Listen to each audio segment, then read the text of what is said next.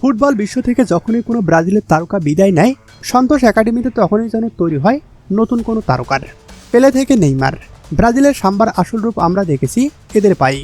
ঠিক এবার সন্তোষের ডেরাই তৈরি হচ্ছে নতুন এক বিধ্বংসী প্রতিভা, যার বয়সটা মাত্র 14।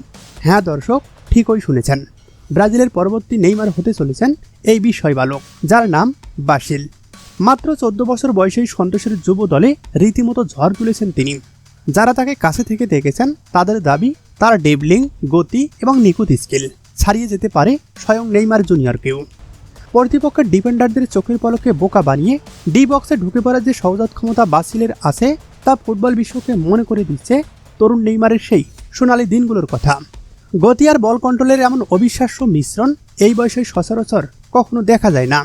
কিন্তু প্রশ্ন হচ্ছে, বাসিল কি পারবে বিশ্বমঞ্চে নিজেকে প্রমাণ করতে? হিসাবটা খুবই সহজ। বর্তমান 2026 সাল, বাসিলের বয়স এখন 14, আর যখন 2030 সালের বিশ্বকাপ আসবে তখন তার বয়স হবে 18।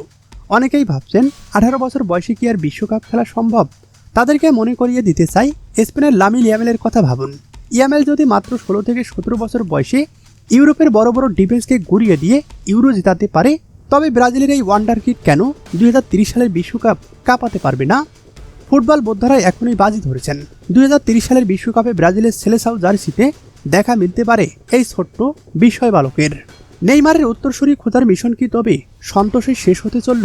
বাসিলের ডিবলিং আর গতি কি পারবে ব্রাজিলের হেক্সা মিশন সফল করতে? সময় সব উত্তরের জবাব দেবে।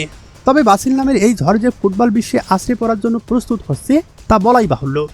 তো দর্শক, আপনার কি মনে হয়, বাসিল কি পারবে নেইমারের সেই স্মৃতি ফিরিয়ে আনতে, নাকি ছাড়িয়ে যাবে নেইমারকেও? আপনার মূল্যবান মতামত জানিয়ে দিন নিচের কমেন্ট বক্সে।